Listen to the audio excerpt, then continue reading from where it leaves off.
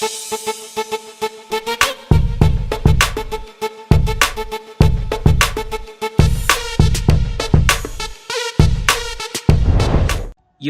ዓመት ዕድሜ ያለው ኮንዶም በኤግዚቢሽን ላይ እየታቀረበ ተመልካቾቻችን ከዚያም ዩቲዩብ ላይ ትገኛላችሁ። ዓለምን ጉድ ያሰኙ ሁለት መረጃዎች ይዘናል። እስከ መጨረሻው አብራችሁን ቆዩ።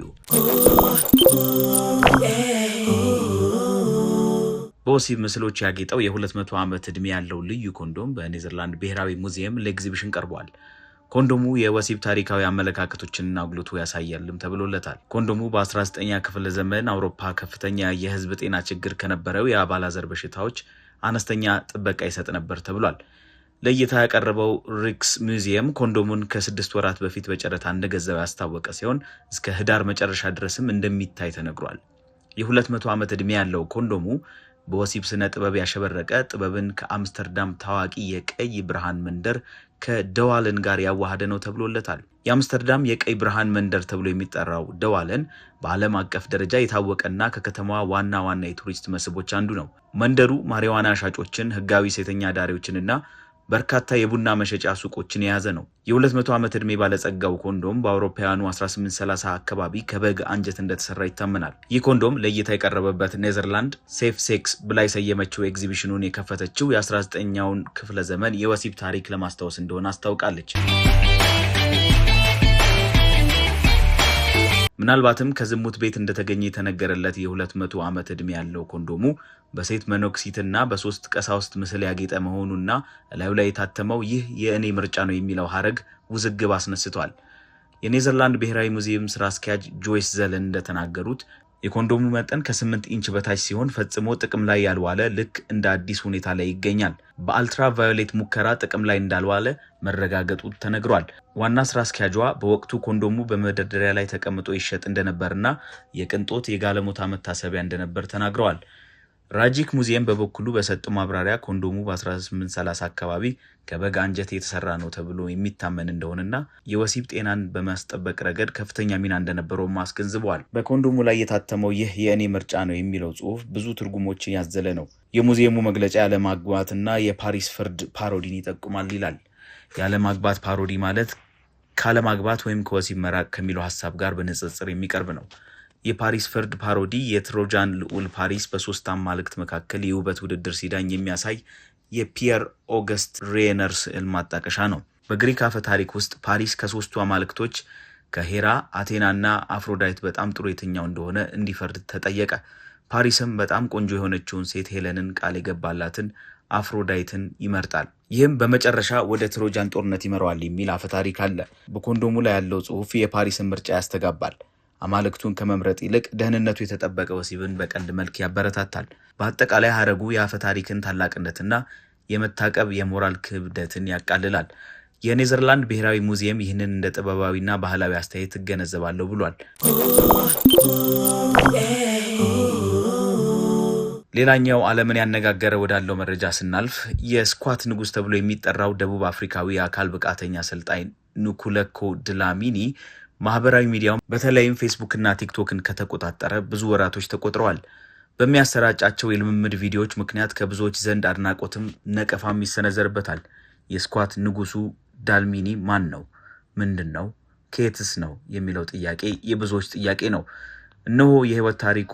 የስኳት ንጉስ ዳልሚኒ የቀድሞ ፕሮፌሽናል እግር ኳስ ተጫዋች ነበር። እነሆ የህይወት ታሪኩ።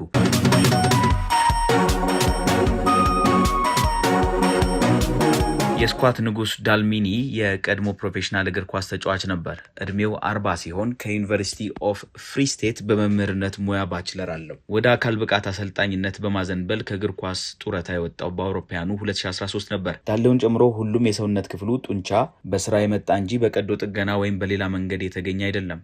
በዳሌው ምክንያት ወንዶች በአንተ የተነሳ እናፍራለን እያሉ በተደጋጋሚ ጊዜ እንደሚያሸማቅቁት በዚህም ለስነ ልቦና ጫና እንደተዳረገ ተናግሯል። ከዚህ በፊት እንደዚህ እንዳልነበረ የአሁኑ የሰውነት ቅርጹ የመጣው ስኳት አብዝቶ ከመስራት እንደሆነ አብራርቷል።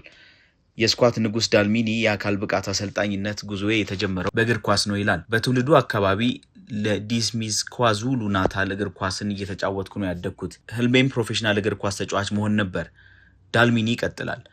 በሜየርስ ካፕ ከተጫወትኩ በኋላ በአማዙሉ እግር ኳስ ክለብ የመመልመል እድል አገኘው። በወቅቱ ወዲያውኑ የሚያስፈርሙኝ መስሎኝ ነበር፣ ነገር ግን እንድጠብቅና ተመልሰው እንደሚመጡ ነግረውኝ ሄዱ ይላል። በወቅቱ ዳልሚኒ በፍሪ ስቴት ዩኒቨርሲቲ የመምህርነት ትምህርቱን እየተከታተለ የነበረ ሲሆን እግር ኳስ ተጫዋች ልሁን ወይስ አሰልጣኝ የሚል ሙግት ከራሱ ጋር ጀምሮም ነበር። ለሁለተኛ ጊዜ አማዙሉና ጆሞ ኮስሞ ክለቦች ሊያስፈርሙኝ መጡ። እኔ ግን ቀደም ብዬ ከጆሞ ሶኖ ጋር እየተነጋገርኩ ስለነበር በአውሮፓውያኑ 2009 ለጆሞ ፊርሜን አኑሬ ወደ ጆሃንስበርግ መጣው ይላል። ዳልሚኒ በወቅቱ ከግዙፉ ከተማ ማንንም እንደማያውቅና ለመላመድ ተቸግሮ እንደነበር ያስታውሳል።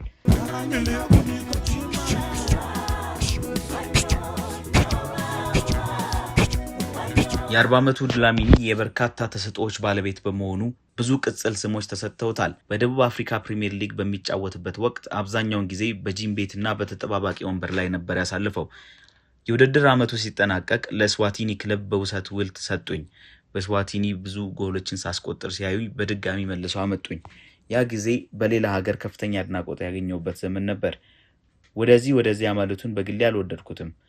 ከዚህም በኋላ በመምህርነት ተመርቄያለሁ። የፊትነስ ስልጠናንም እወዳለሁ። ስለዚህ ለምን የግል አሰልጣኝ አልሆንም ብዬ ወሰንኩ ሲል ያስታውሳል። ከዚህም በኋላ የአካል ብቃት አሰልጣኝነትን የነፍስያ ጥሪ አድርጎ ቆጠረ። የስዋቲኒ ንጉስ ልጆችንና ሚስትን እንዲሁም የቀድሞ የደቡብ አፍሪካ ፕሪሚየር ሊግ የቡድን አጋሮችን ማሰልጠን ጀመረ። የስልጠና ቴክኒኩ በማህበራዊ ሚዲያ እንደሚታየው በማነቃቃት ላይ የተመሰረተ ነው። ስኳት መስራት ለሰዎች ጠፍጣፋ ሆድ እንዲኖራቸው ይረዳቸዋል። 45 ዲግሪ ስኳት መላ ሰውነት ላይ፣ የ90 ዲግሪ ስኳት ደግሞ ሙሉ ጭን ላይ ያተኩራል ባይ ነው።